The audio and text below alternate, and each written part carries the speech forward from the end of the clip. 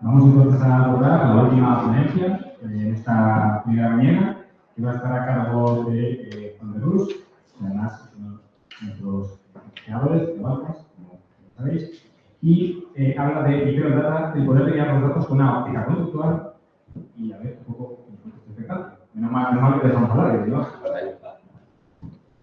Gracias a todos. Ahora tengo un reto, al haber anunciado la comida antes, me lo habéis puesto bastante complicado. Entonces vamos a intentar hacerlo ameno y que realmente escuchéis algo que aporte valor, ¿vale? Que es el objetivo. Yo soy Juan de Rus, soy socio director de Neovantas y soy profesor de Marketing y Comportamiento del Consumidor en la Universidad Carlos III de Madrid. Entonces os voy a hablar de la ciencia del comportamiento desde una óptica de marketing y de comportamiento humano y ciudadano, ¿vale? Que va a ser lo que os voy a contar. Y voy a enlazar con algunos temas que se han ido comentando, porque hay alguna cosita de tiempo. Esto me lo salto, simplemente que sepáis que desde Neovantas llevamos 20 años, ¿vale? En España, de hecho este 2024 es nuestro 20 aniversario, y trabajando desde 2015-2016 en ciencia del comportamiento, sobre todo el sector privado, y ahora os voy a dar ejemplos reales de algunos de los experimentos que hemos tomado, que hemos hecho. Y luego simplemente para que veáis a qué nos dedicamos, estamos interactuando con el mundo de lo que se ha hablado hoy. El dato conductual, que voy a tratar de explicar qué es esto del dato conductual, es decir, la interacción entre los datos y la ciencia del comportamiento. Y luego lo que veis abajo, como Business Transformation, es y cómo utilizo todos estos insights para realmente cambiar los comportamientos.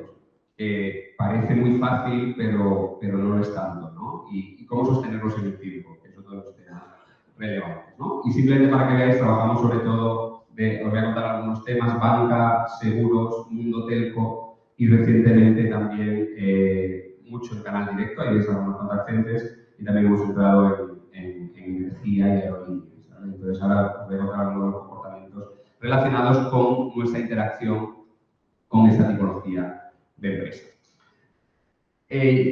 No voy a explicar, no voy a parar mucho en explicar qué es economía conductual, pero os voy a poner, ¿vale? un vídeo y luego lo vamos a comentar. Ahora vamos a intentar que funcione, esto suele ser un milagro, y si funciona, luego lo comentamos. No sé si lo tengo que indicar. Creo que sí. Bueno, para más o menos.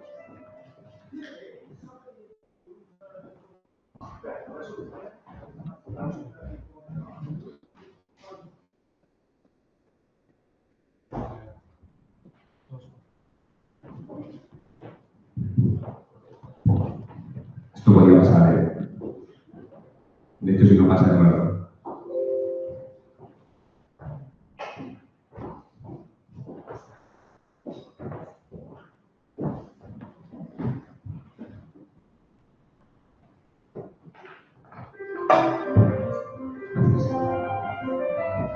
Clearly, somebody in this room murdered or smart.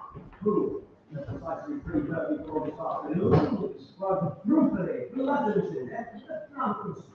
I want each of you to tell me your whereabouts at precisely the time that this dastardly deed took place. I was closing the grass in the master's bedroom. I was buffering his lordship's going to the most there. I was washing my Julius in the walking shed. Constable, arrest!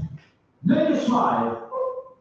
How did you know? Madam, as any horticulturist will tell you, one does not plant Julius in any house. It's just a matter of observation. The real question is how observant were you?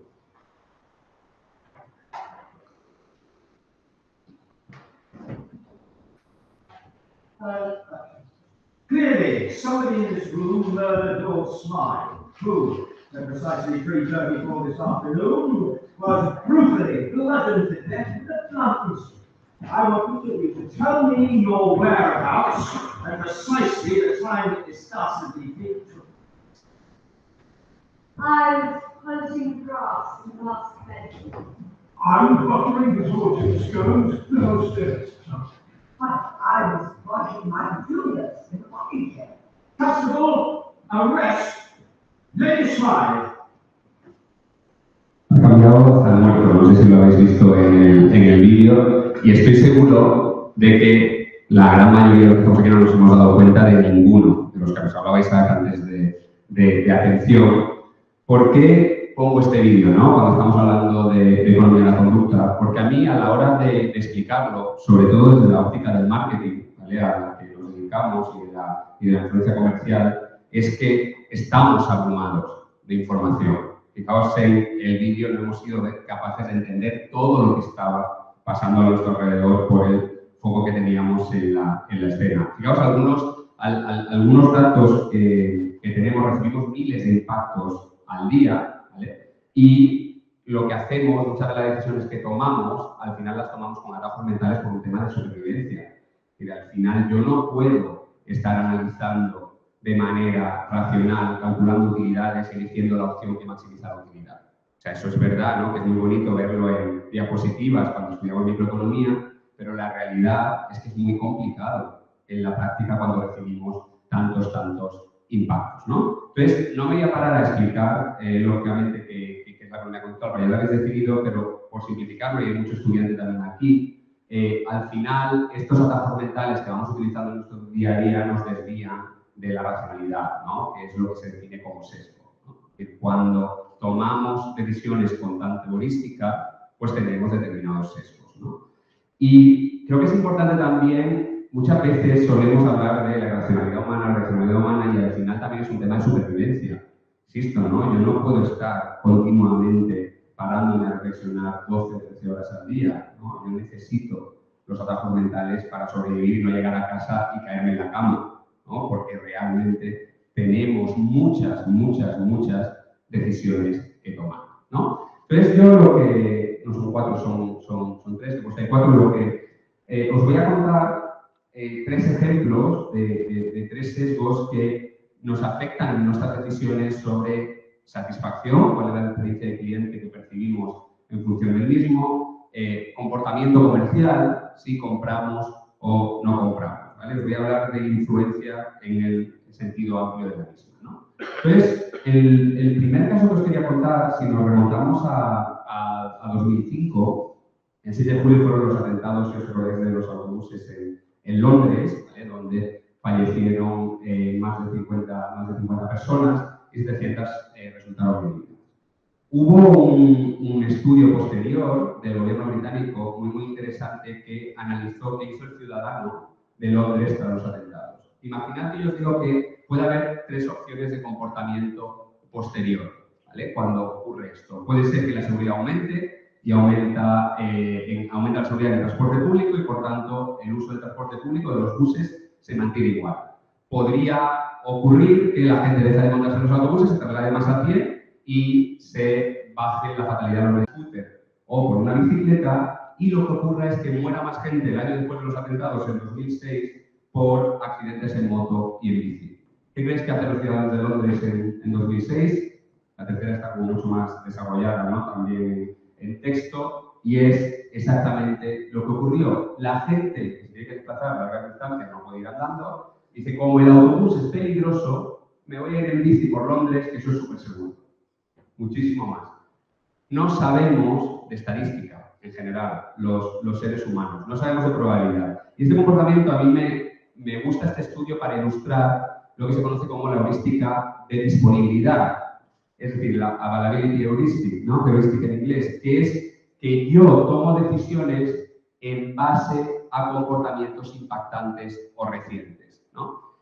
Y esto, yo siempre he dicho, pero esto es mi opinión personal, que es de las heurísticas más relevantes que tenemos en nuestra toma de decisión por el impacto que tiene en política pública, por el impacto que tiene en el mundo privado. Porque muchas veces tomamos una decisión que desde el punto de vista estadístico no tiene ningún sentido. No tiene sentido que yo cambie una bici por un autobús. En 20 años no ha vuelto a pasar nada en los autobuses de Londres y ha habido miles de accidentes de bicicleta y de motos. Claro, esto no tiene disponibilidad, cuando nos la llevamos al mundo público y privado, os podría poner miles de ejemplos, pero dejadme que os cuente alguno, que es un mundo que a mí me gusta analizar lo que es todo el mundo de los paneles solares y la sostenibilidad. Os voy a poner un ejemplo de proyecto real. Si yo os pregunto ahora por qué contrataríais un panel solar, bueno, de hecho a ChatGPT, por ejemplo, le he preguntado, y te dice, mira, si tú argumentas tienes que vender a alguien un panel solar para que utilice energía solar, tienes que hablar del ahorro que supone ese tipo de energía, tienes que hablar de si es sostenible o no es sostenible ese individuo, si está más preocupado por la sostenibilidad o no, y es un argumento meramente utilitario. Si tú analizas a día de hoy los argumentarios de Naturgy, de EDP, de Endesa sobre paneles solares, son totalmente utilitarios. Te vas a ahorrar dinero, te lo voy a poner rápido y eres muy sostenible. Nosotros, y desde Neovantas, hicimos un proyecto con uno de los distribuidores para tratar de incrementar la venta de paneles solares. Cuando empezamos a hacer research, en Estados Unidos sí que había una filosofía más conductual, ¿no? Algo más conductual que utilitaria. Vimos una serie de cosas que nos parecieron interesantes y las quisimos testar. La primera de ellas es muy de sentido común, pero pensar que tú eres la eléctrica X, Endesa o EDP, y llamas, ayer que estaba cayendo la mundial aquí en Madrid, ¿no? Y tú vas por la calle y a ti te llama EDP. Y dice, oye Juan, tú eres muy sostenible, yo en el modelo de protección salgo altísimo, porque me consideran sostenible por encuestas de información reportada, porque consideran que la situación económica puede estar bien, porque mi casa es factible para un panel solar. Y me está cayendo ahí la mundial con mi paraguas y me dice, Juan, por cierto, ¿te interesaría un panel solar? Y yo veo la lluvia alrededor y digo, sí, por supuesto que sí, ahora mismo lo contrato porque soy muy racional y en ese momento soy capaz de proyectarme al día que haga sol en Madrid. No lo hago.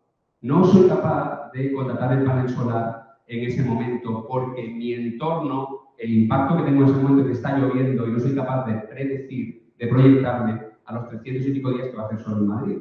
Entonces, una de las cosas que introdujimos, que era muy simple, al equipo comercial dentro del CRM es, oye, antes de hablar con alguien para solar, mira que haga sol en Bilbao, o que haga sol en Madrid, o que haga sol en Sevilla, que parece una chorrada, pero no lo es, porque yo no soy capaz, insisto, de predecir los días de sol. Hay otra que no está tampoco en los modelos cuando argumentamos, que es el fear of missing out, el FOMO. ¿Cuándo contrata alguien un panel solar? Cuando mi vecino de al lado lo tiene, yo en los cumpleaños de los niños quiero decir que yo también soy guay y que yo también tengo un panel solar, ¿no? La norma social o el fear of missing out. Los buenos, que son muy interesantes, comerciales en paneles solares, se van a Google Maps, miran las casas alrededor, ven cuántos paneles hay y dicen, oye, por cierto, en tu barrio parece que ya se lleva lo del panel solar, ¿no? Y entonces, por efecto manada, contrato mucho más panel solar porque yo no quiero ser, yo quiero ser como mi vecino, ¿no? Y luego hay dos temas que tampoco se consideran. Hay un tema que experiencia de cliente se llama la transparencia operacional. Yo muchas veces no experiencia de cliente se llama la transparencia operacional. Yo muchas veces no contrato un panel solar porque realmente cuando me viene una primera visita no sé cuántas visitas más voy a tener que tener, si cabe o no cabe, me va a entrar gente en casa, si va a durar 2 o 3 meses.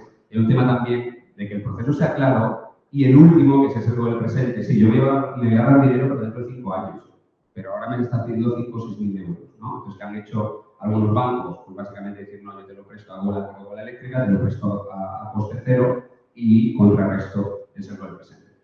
¿Por qué os pongo este ejemplo? Porque al final nos vamos de un argumentario totalmente utilitario basado en, oye, cómo contratamos la gente en los paneles solares cuando somos muy sostenibles y nos queremos ahorrar dinero, y pasamos a un argumentario mucho más conductual con un 216% de delta entre el grupo de tratamiento del nuevo argumentario y el grupo de control con el argumentario antiguo, ¿no? Este es el primer ejemplo que os quería poner relacionado, puesto que estoy estudiando, pero habéis visto que había 4 o 5 temas conductuales en el ejemplo.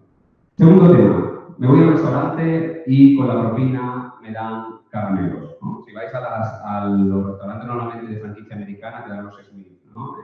Normalmente en España chupitos, ¿no? Con la puerta. El objetivo es el mismo.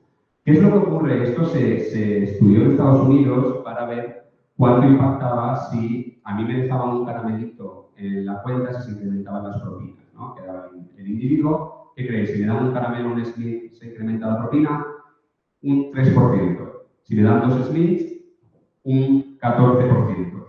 ¿Y qué ocurre? Y esto es lo más interesante desde el punto de vista de la influencia comercial. Si yo, en lugar de dejarte los 2 caramelos, soy el camarero y te digo, oye, por cierto, Juan, como habéis sido tan amables conmigo, te voy a dar 2 caramelos.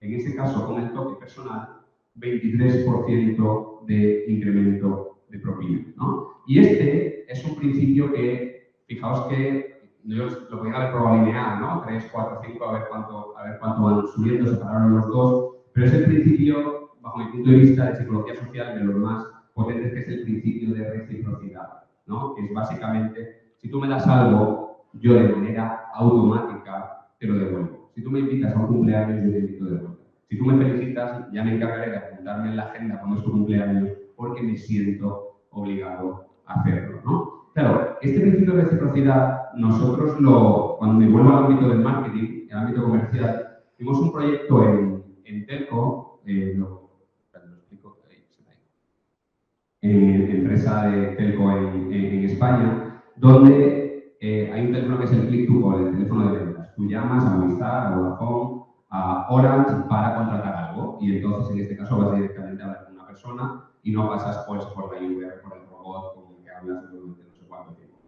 Entonces nos dice en este caso la telco, oye, cuando me llaman, cuando estoy analizando los datos de conversión de telefonía son muy bajos. O sea, no es normal que me llame gente para comprar y que luego compre tan poca gente.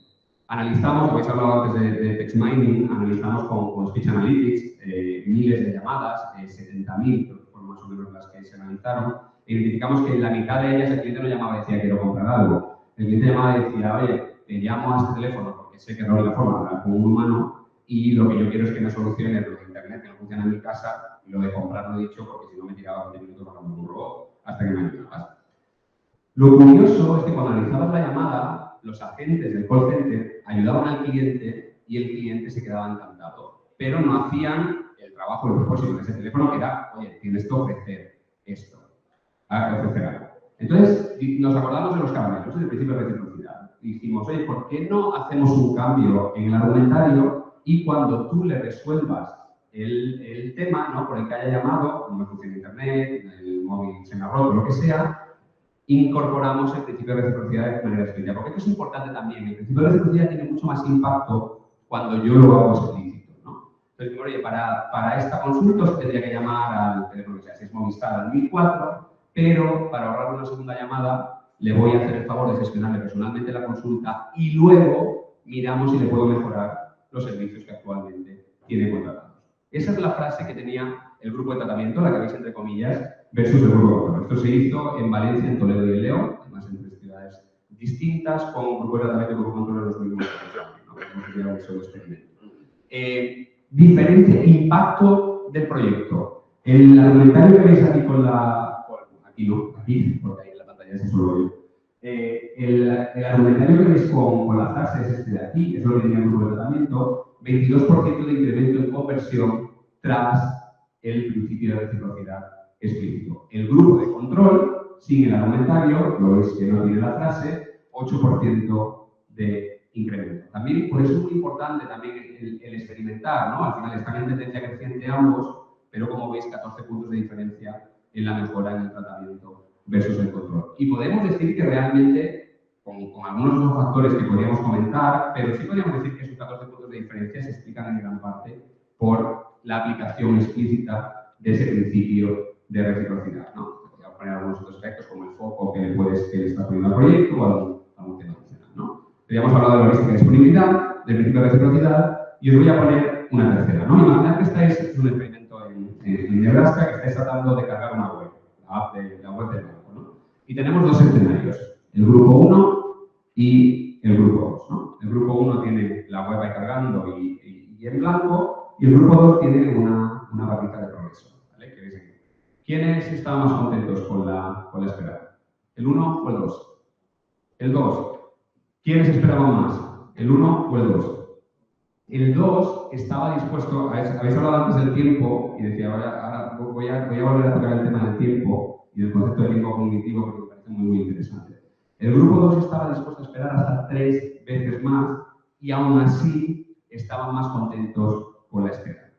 Muchas veces, como habéis tocado antes el tema tiempo, lo introduzco, el ser humano no sabe de tiempo real, en realidad, ¿no? Sabemos de percepción del tiempo, de tiempo cognitivo. Es decir, el tiempo efectivo es mucho más alto en el grupo 2, pero mi percepción sobre ese tiempo que ha pasado es muchísimo mejor por ese tiempo cognitivo. Y muchas veces, y yo creo que esto es importante, cuando tratamos de mejorar procesos, las entidades, las administraciones públicas, nos centramos muchísimo en el tiempo real, voy a tratar de que tu proceso para hacer la declaración de la renta sea más rápido y nos olvidamos del tiempo cognitivo. Oye, te voy a informar en cada momento de qué es lo que está ocurriendo para que realmente no tengas lo que comento aquí, que es aversión a la incertidumbre, que es el gran problema de nuestra experiencia como ciudadanos, de nuestra experiencia como estudiantes, de nuestra experiencia como clientes muchas veces. No es que tardes mucho o poco, es que no sé lo que está pasando.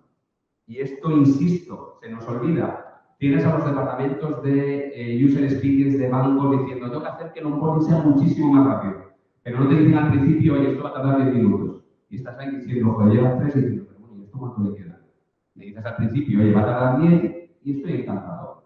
Y hago el proceso y por lo menos sé lo que está pasando. Os pongo un par de ejemplos de la versión de la incertidumbre que seguro que muchos de nosotros nos han ocurrido. Es un proyecto aseguradora en Brasil tras la pandemia y tienen, también habéis hablado de satisfacción antes, un NPS muy bajo, el Net Promoter Score, que sabéis que es uno de los indicadores para medir satisfacción y básicamente te preguntan al final de una conversación, ¿recomendarías esta aseguradora para un amigo o conocido? Evalúan de 0 a 10, el 9 y el 10 son promotores y de 0 a 6 son detractores. Y luego hacen una operación con ambos. Entramos en el proyecto y al final nos dicen, el problema es que las grúas están tardando mucho a la hora de llegar a recoger al cliente. Esto es asistencia en carretera. Te quedas tirado, llamas a la aseguradora y dices que hay una grúa o un taxi, ¿no?, a recogerme si no me puedes arreglar el coche en ese momento. Nos podemos analizar la satisfacción y nos damos cuenta que tardando la grúa lo mismo en muchos casos, 20-25 minutos, por encima de los 15 que estaban en el nivel de servicio acordado, tenías a gente muy, muy contenta y a gente muy, muy enfadada. Y entonces nos podemos analizarlo, como a mí me gusta decir siempre, con las gafas conductuales, de, bueno, ¿qué está pasando aquí? Si el proceso, desde el punto de vista lógico, es exactamente el mismo. ¿Qué es lo que hacían los que hablaban con los clientes que tenían la satisfacción muy baja? Básicamente, yo me quedo tirado con el coche y te digo, Isaac, la grúa va a llegar lo antes posible. ¿Qué es lo antes posible? La grúa va a llegar lo antes posible. Si tarda 25, pues prueba que me parezca mucho, porque no tengo ningún manejo de expectativas al principio. ¿Qué hacían los buenos?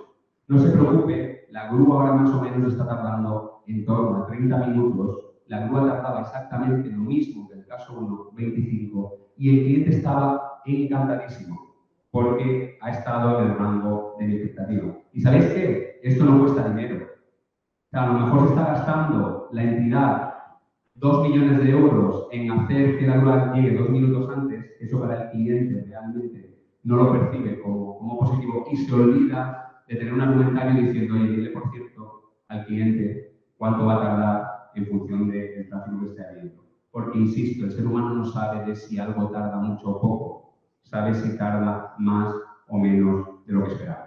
Este es el primer ejemplo, 12 puntos en NPS, ¿vale?, que es el indicador de satisfacción que os estaba comentando, simplemente por una frase que me cuesta 0 a la hora de manejar la versión de la incertidumbre. Y el segundo caso, que a mí es un caso que siempre me llama mucho la atención, que son las aerolíneas, ¿no? Y este es un proyecto reciente. El proceso, cuando tú tienes una maleta en una aerolínea, en muchos de ellos hablas con un bot, y el bot, cuando tienes la maleta, te da una solución automática que es en las próximas 48 horas, si no la encontramos, te abonaremos el valor del equipaje por tanto, ¿no? Esto te lo hacen prácticamente todas las aerolíneas. Algo en lo que he insistido mucho es que a la hora de dar ese mensaje, no es lo mismo que yo pierda la maleta en Ciudad de México, si estoy yendo a trabajar a Ciudad de México y llego allí el domingo por la noche, y imagínate que llevo el domingo para trabajar el lunes, que si la pierdo el viernes de vuelta en Madrid. La versión a la incertidumbre que yo tengo en Ciudad de México es completamente diferente a la versión a la incertidumbre que yo tengo cuando llego a casa. Y el mensaje de la aerolínea, esto es el bot de una de las aerolíneas de España, no se ve mucho ahí, pero simplemente te da exactamente la misma solución en los dos casos. Y mi contexto como individuo es completamente diferente.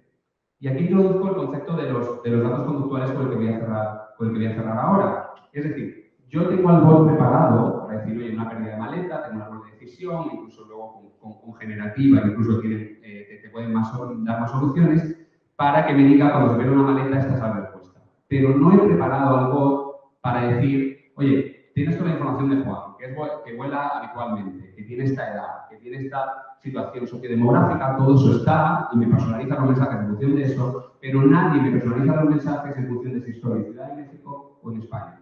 Nadie tiene, en este caso de la línea, no tiene un dato en su CRM que diga, oye, aversión a la incertidumbre activa, el mensaje debería ser completamente distinto a sin aversión a la incertidumbre. ¿Qué es lo que insisto? Que metemos, el otro día me decían en un banco que tenían 5.000 variables para propensión, para captación de clientes. Y ninguna de estas variables, ninguna era conductual. Ninguna tenía en cuenta si el cliente tiene aversión a la incertidumbre o no con el banco que está actualmente. Ninguna tenía en cuenta si el cliente tiene la reciprocidad activa o no con el banco que está actualmente. Y probablemente eso sea muchísimo más determinante para la decisión que las 5.000 variables sociodemográficas que tienes sobre ese cliente y sobre el modelo de propensión, ¿no? Entonces, esto como el último ejemplo que os quería poner, al final, simplemente, ya lo habéis comentado anteriormente, existen cientos, ¿no? de sesgos, entonces aquí os he dado 3 ejemplos y es fundamental que cuando analizamos los procesos, queremos mejorar la experiencia del ciudadano, cuando queremos mejorar la conversión en ventas, cuando queremos mejorar la experiencia del cliente, nos pongamos estas capas conductuales y de verdad tengamos en cuenta que el determinante de la decisión muchas veces está más aquí que en las 5.000 variables que estoy poniendo encima de la mesa. Entonces, ¿qué es lo que bajo nuestro punto de vista tendríamos que hacer como entidades? Yo a día de hoy utilizo dato estructurado de perfil de clientes, si me voy a banca, ¿no? Si tiene la nómina, no tiene la nómina, cuánto cobra, dónde vive, cuál ha sido su transaccionalidad. Se empiezan a utilizar también datos desestructurados, de los que habéis hablado anteriormente, transcripción de llamadas, transcripción de conversaciones con el sector, transcripción del chatbot, pero bajo mi punto de vista estos datos le faltan cara y ojo. Lo que no estamos haciendo es leerlos con óptica conductual. ¿Qué quiere decir esto? Que si yo estoy en un proyecto de captación de clientes, ahora en el sector financiero pues está sonando mucho el BBVA, para los que estéis con el Sabadell, ¿no? La adquisición de Sabadell por parte de BBVA.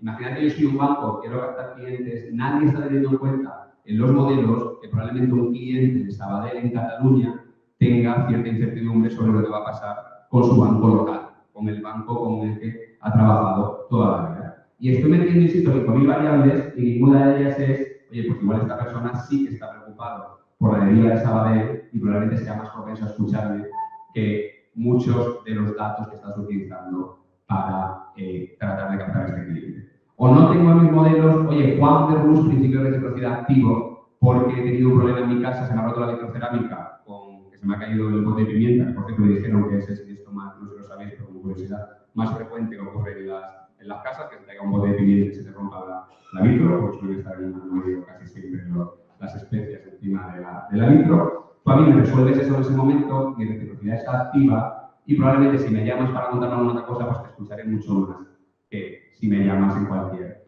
otro momento, ¿no? Entonces, es fundamental que tengamos en cuenta estos datos conductuales de momento y de contexto del individuo cuando estamos en el mundo de la influencia comercial y del marketing, ¿no? Y simplemente por reforzar el mensaje, nosotros trabajamos con el concepto de behavioral database, ¿no? Base de datos conductuales. Es decir, dentro de los datos que manejamos, tratemos de construir y de leer los datos con la información que tenemos a la derecha. ¿Este cliente tiene sesgo de pertenencia o no? ¿Este cliente tiene activada la reciprocidad o no? Que por cierto, la reciprocidad se acaba. A los 30 días ya se me olvida que me felicitaste por tu cumpleaños. Ya se me olvida que me resolviste el tema. Y claro, ahora diré, joder, marketing, influencia comercial, manipulación, ¿no? Pero yo creo que aquí hay un tema que es fundamental también que discutamos, ¿no? He hecho una simplificación de términos, ¿vale? Es decir, influencia bueno, manipulación malo, ¿vale? Para simplificar la discusión. Pero claro, diréis, oye, ¿esto que me estás contando, Juan, esto es influencia o realmente estamos manipulando? Y hay una primera reflexión que quiero lanzar, y es que en el mundo que vivimos no existen los entornos neutros. Y yo creo que esto es muy importante que lo colocamos. Influimos con todo, con el color de las paredes en las que está nuestra oficina, con cómo vamos vestidos. A la gente guapa en Estados Unidos las condenaba a menos años, ¿no? No sé si sabéis, por el efecto halo, ¿no? En psicología. Entonces, tenemos influencia en absolutamente todos los comportamientos y, bajo mi punto de vista, hay una influencia lícita. Pero, ¿qué se debe cumplir para que esa influencia sea lícita. Es decir, cómo usamos las herramientas que están a nuestra disposición, porque son muy poderosas. Hemos visto algunos de los ejemplos, ¿no? London School of Economics está liderando, ¿no? el For Good, ¿no? El Ian Delaney, el marco ético, ¿no? de la aplicación de la economía del comportamiento, y habla de algunas cosas que esta es la que, bajo mi punto de vista, son líneas que no se deben cruzar en los proyectos que hemos comentado. Primero hay un tema que es que no te miento, ¿no? Que diréis, pero ¿cómo van a mentir? Las empresas mienten. Pues nosotros tenemos que ver Booking.com hace unos 2 o 3 años, ¿no? Que entrabas a las 3 de la mañana a reservar un hotel y te decía 25 personas están mirando el mismo hotel que tú en este momento, ¿no? Pues probablemente estamos en el entorno de la manipulación. Efectivamente están tratando de apelar a la escasez, pero bajo mi punto de vista de manipulación estás mintiendo al cliente. No hay 25 personas mirando la información en ese momento. No omitimos información relevante para la decisión. Las aerolíneas hace años, he visto un vuelo de Ryanair a 10 euros y terminabas el proceso y te salía 175, ¿no? Porque te sumado los 25 conceptos que no te había dicho al principio. Te estoy omitiendo información muy relevante para tu decisión. Siempre tenemos el control de la decisión y esto es importante, es decir, vuelvo a Ryanair hace años, cuando tú decías, ¿por qué has subido a 175? Y de repente veías que habías contratado un seguro de viaje. ¿Pero dónde está el seguro de viaje? ¿Sabéis cómo se quitaba ese seguro de viaje? Te metías en una lista de países y después, antes de Noruega, ponía no insurance required, ¿no? Entonces tú tenías que buscar en la lista de cientos de países y ya más o menos, si lo mirabas en internet, te decía, no, mete en la lista de países y por donde va Noruega pone no insurance. Era casi, no tenías el control de ese proceso. O sea, te estaban gastando un seguro sin que tú supieras, por defecto, sin que tú supieras cómo salir de ahí o cómo revocar la decisión fácilmente. Hace años también en España, si querías hacer un seguro de hogar, que habías contratado en banca seguros, te tenías que ir a una oficina que había en uno de los bancos en Paseo del Prado, que solo abría los lunes, de lunes a jueves y de 10 a 1, y tenías que ir con un fax, con una enciclopedia de documentos para cancelar. Nadie lo hacía.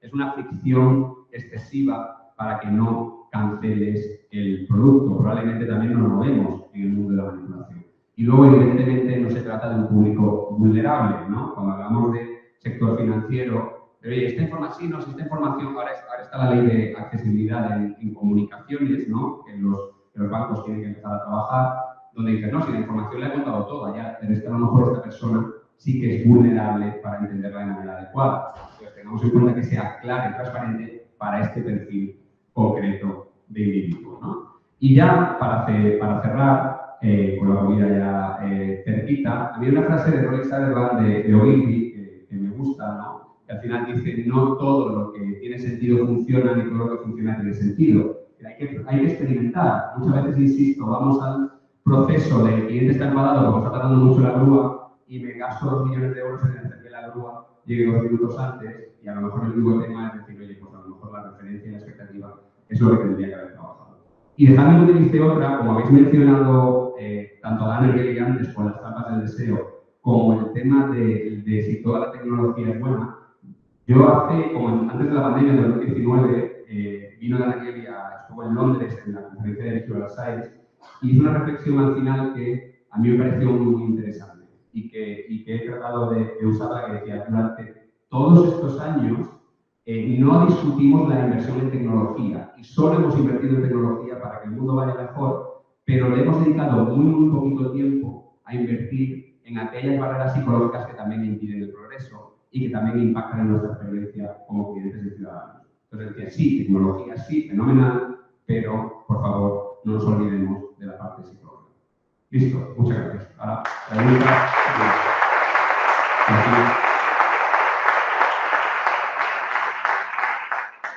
En LinkedIn, si os interesa el tema y tal, lo podemos ver también y discutirlo lo que queráis, ¿vale? Que tenemos puesto ahí el juego.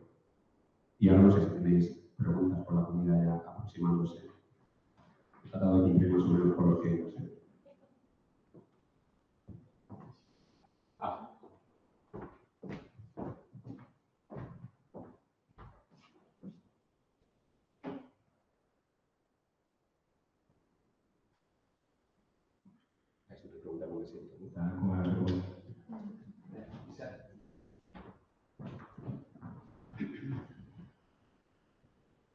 ¿Veis que me ha roto dado el Congreso como animador oficial para animar un poco las preguntas. Bueno, yo lo primero, gracias a Juan y gracias a Neobantas a título individual, porque es de las pocas entidades que trabajan en el sector privado que hace una reflexión ética sobre el uso de economía de la conducta. Algunos de los que estamos aquí formamos parte del Observatorio de Economía de la Conducta del Colegio de Economistas, que se creó en el año 2019, final del 18, principio del 19. Nosotros sí lo tuvimos presente como uno de los apartados específicos, pero en general en el mundo empresarial, en el mundo privado, hay muy poca reflexión sobre el uso ético de economía de la conducta. Creo que el mero hecho de hacer una reflexión y efectuar unas recomendaciones es digno de agradecimiento. Dicho esto, que para mí es muy, muy importante, yo te quiero hacer una pregunta, Juan.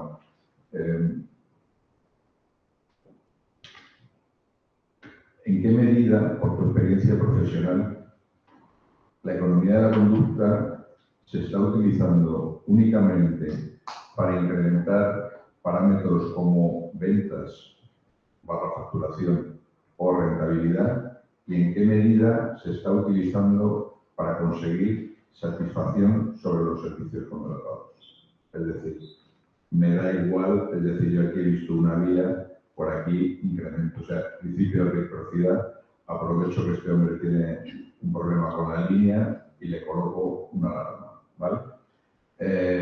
O en qué medida yo soy consciente de que si utilizo técnicas de economía de la conducta, simplemente voy a reforzar la satisfacción comprometida, ¿vale? A mí ayer mismo, en una prueba médica sencilla, el enfermero me dijo: esto suele doler un poco, ¿vale? Evidentemente me dolió mucho menos de lo que en mi mente construyó, porque él me preparó psicológicamente para que yo me esperase un dolor mucho más, porque somos así. Si te avisan de, ojo, que esto duele, tú te imaginas que va a doler un huevo. Cuando te digan, el enfermero te advierta, claro, te duele muy poco y dices, bueno, no dolía tanto, ¿vale? Es decir, al final, ¿qué haces, enfermero?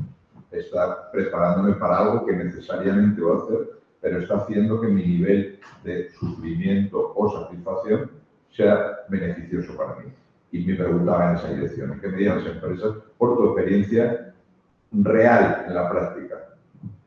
No, es muy buena pregunta. Yo te diría, y basado en mi experiencia, siempre ocurre cuando tú quieres demostrar en una entidad, ¿no? Y eres la aseguradora X, el banco X, la aerolínea X, normalmente las empresas, en el 90% de los casos, siempre buscan un caso de uso que tenga un impacto demostrable, y cuando hablamos de impacto demostrable se van a la venta o a la retención de clientes, básicamente porque el tema de la experiencia no convence a los grandes jefes de las organizaciones, que es una pena, pero es verdad que se trata de cuantificar, se trata de demostrar que el cliente más contento compra más, pero la realidad es que se empieza por buscar impactos que se puedan cuantificar de manera fácil y consigan convencer. ¿Qué es lícito si tú con eso consigues que la entidad invierta en ciencia del comportamiento para conseguir otras cosas? Recientemente por ejemplo, nosotros hemos coordinado la elaboración de la metodología de Behavioral Economics para mejorar la experiencia de cliente con la Asociación Española de Experiencia de Cliente, y sí que hay una sensibilidad por, oye, si yo consigo que mi cliente esté más contento de manera natural, se activará esta reciprocidad y de manera natural me pedirá cosas a mí y no estará pensando en marcharse. Pero es verdad que todavía, y habéis hablado antes del dinero, vivimos en un mundo en que si tú quieres convencer a alguien, hey, apuesta por esto, todavía es mucho más fácil que apuesten por ello cuando demuestras un impacto tangible y a corto que cuando te dices, oye, voy a mejorar la experiencia global de mi cliente para que dentro de 2 o 3 años tener una base más fidelizada y hacer que los clientes compren más.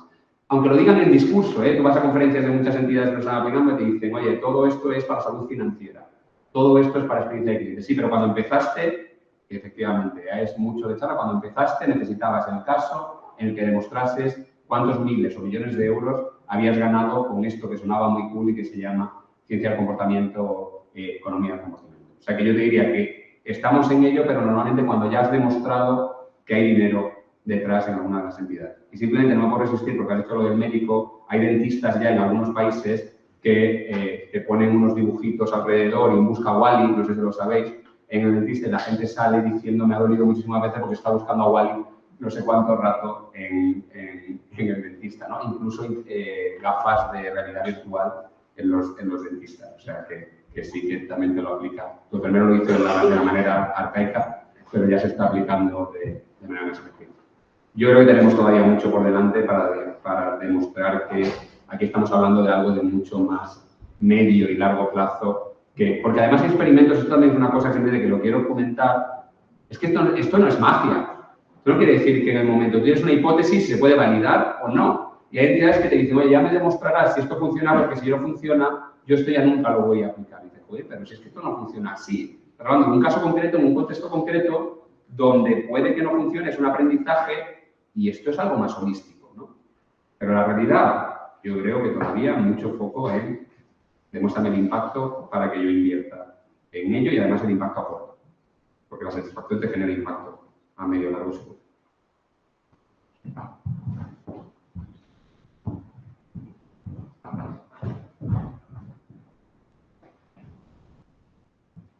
Gracias, Juan. Para mí es súper interesante. Yo estoy muy metida en el mundo del marketing digital y hace tiempo que superamos el enfoque sociodemográfico a la hora de acercarnos al cliente, ¿no? Las metodologías estas del buyer persona, tratando de entenderle a un nivel más holístico, del job to belong, tratando de entender sus necesidades y tal. Y ahora hemos abierto los ojos con el tema de los flags en el CRM sobre su conducta, ¿no? Que esto, para concluir el caso, me voy a poner a hablar de esto. La pregunta rápida es, si se puede contestar de manera rápida, es esto cómo se sabe, porque cómo se mide, cómo se activa ese flag, porque en el caso de la maleta lo veo claro, ¿no? Si con su lugar de residencia sabe si va o vuelve, pero hay otros casos en los que no está claro, ¿no? Gracias. Es una pregunta buenísima que yo también me hago, ¿eh? O sea, que de hecho me la estoy haciendo en este momento porque yo creo que no hay prácticamente nada, te lo diría de verdad sinceramente ahora mismo. Para mí esto es la forma de escalar, ¿no? determinados comportamientos. ¿Cómo lo estamos haciendo nosotros? Por contestarte rápido. Fíjate, lo estamos haciendo con casos ad hoc. Es decir, no está sistematizado. Y ahora mismo, a día de hoy, yo no tengo la solución sobre cómo se debe sistematizar esto. ¿Qué estamos haciendo? Oye, necesito mejorar la experiencia de mi cliente cuando pierde una maleta. Hacemos el assessment conductual, nos damos cuenta que la versión de la incertidumbre es crítica, nos vamos a buscar qué datos me pueden ayudar a categorizar la versión de la incertidumbre. Si el aeropuerto está lejos de mi casa y en Latinoamérica, cuando yo estoy en Europa, más si el cliente es de este tipo y el vuelo es de ida en lugar de regreso, y pedimos a datos, marca versión de la incertidumbre en todos estos casos y creamos la variable. Una vez creamos la variable, testamos y vemos si hay impacto. Ahí es donde estamos. A día de hoy, ¿dónde queremos estar? Un poco donde tú preguntas y es como Novanta nos estamos centrando. ¿Cómo hago que mi CRM sea meramente conductual de manera totalmente escalable, ¿no? Y yo creo que esa es la reflexión y además encantado de discutirlo porque yo a día de hoy no tengo respuesta clara. Yo lo veo con determinados casos, ese caso entra en el círculo, pero creo que como los contextos son tan diferentes y hay objetivos tan diferentes, me da la sensación de que la forma de hacerlo ahora es cuáles son estos aspectos conductuales que son muy relevantes en mi negociado, la versión a la incertidumbre, la reciprocidad, la heurística de disponibilidad. Tratemos de marcar estos datos y veamos si nos mejoran los modelos para determinadas aproximaciones. Ahí es donde estamos a día de hoy. Perfecto, pues muchas gracias, Juan, y sobre todo por compartir vuestros casos que estáis trabajando. Y nosotros estamos por concluir esta mañana, pero que no vayáis a comer. Y luego a las 3:30 nos vemos. Gracias.